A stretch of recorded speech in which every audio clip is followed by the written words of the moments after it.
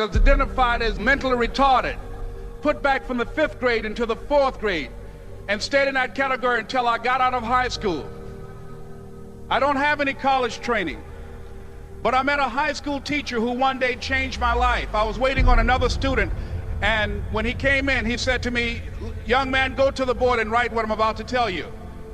And I said, I can't do that, sir. He said, "Why not?" I said, "I'm not one of your students."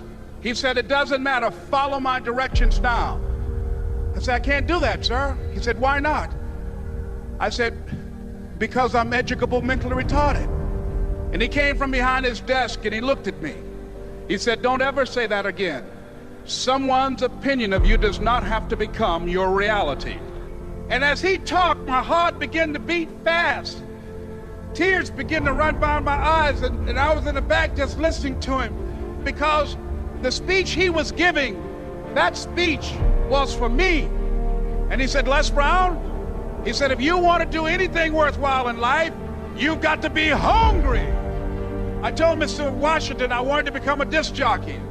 And so I started working to develop myself. He said, "I want you to practice every day being a disc jockey."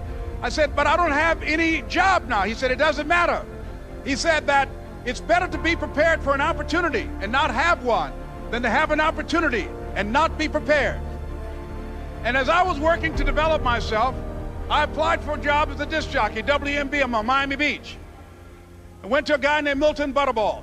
I said, "How you doing, Mr. Butterball? I'd like to get a job as a disc jockey." He looked at me, he said, "You have any broadcast background?" I said, "No, sir, I don't." "You have any journalism background?" I said, "No, sir, I don't." He said, "We don't have any jobs available." I said, "Yes, sir." I went back to Mr. Washington and I told him. He said, "Don't take it personally." He said, "Most people are so negative, they will have to say no 7 times before they say yes." He said, "Go back again." So I went back again. I said, "How you doing, Mr. Butterball? My name is Les Brown." He said, "I know what your name is. What do you want?" I said, "I'd like to know whether or not you have any jobs for disc jockey, sir." He said, "Didn't I just tell you yesterday we didn't have any jobs?" I said, "Yes, sir, but I know whether or not somebody got laid off or somebody was fired, sir." He said, "No one was laid off or fired. Now get on out of here." I came back the next day like I was seeing him for the first time. I said, "Hello, Mr. Butterball, how are you?" He looked at me with rage. He said, "Go get me some coffee." I said, "Yes, sir." And I went to get him some coffee. After a while, I would get their lunch and dinner, and I would go in the control rooms and take the disc jockeys their food, and I would not leave until they would ask me to leave. One Saturday afternoon, while I was at the radio station, a guy named Rock was drinking while he was on the air. I was the only one there, looking at him through the control room windows, walking back and forth, young, ready, and hungry. Pretty soon the phone rang, and it was the general manager. And I answered the phone. I said, "Hello?" He said, "Les, this is Mr. Klein." I said, "I know." He said, "Rock can't finish his program." I said, "I know." He said, "Would you call one of the other DJs in?" I said, "Yes, sir." I hung the phone up. I said, "Now he must think I'm crazy."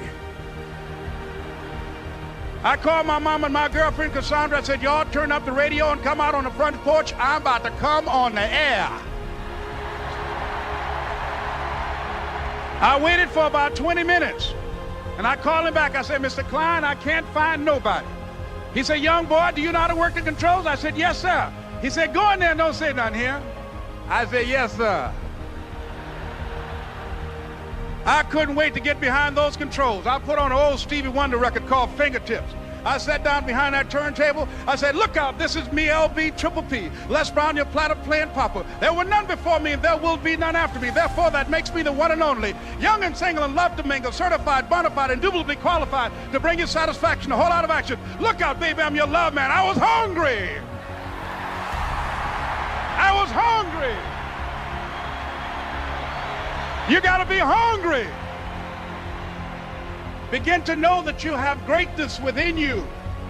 And if just one of you here begin to envision yourselves as being blessed and highly favored to reach your goals, if just one of you capture the essence of what that means, that you have greatness within you and a responsibility to manifest that greatness, that you can make your parents proud, you can make your school proud, you can touch millions of people's lives And the world will never be the same again because you came this way.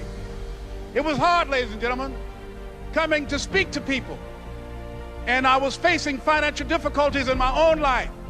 I was behind on my bills and my dreams, and I'm saying to them, you can live your dream. It was hard, ladies and gentlemen. It was very difficult to pick myself up each day believing that I could do it. There were times that I doubted myself. I used to ask myself, can I do this? And something said within me, you're the one. Don't give up on your dream. By continuing to push forward, by continuing to run toward my dream, that one day I would have my own talk show. It's a long shot, ladies and gentlemen, from Liberty City, an abandoned building on a floor, never knowing my mother or father. It's a long shot. Being here with you today in this dome in Atlanta, it's a long shot. No college training, labeled educable, mentally retarded, but I kept running toward my dream. Don't stop. Don't stop running toward your dream.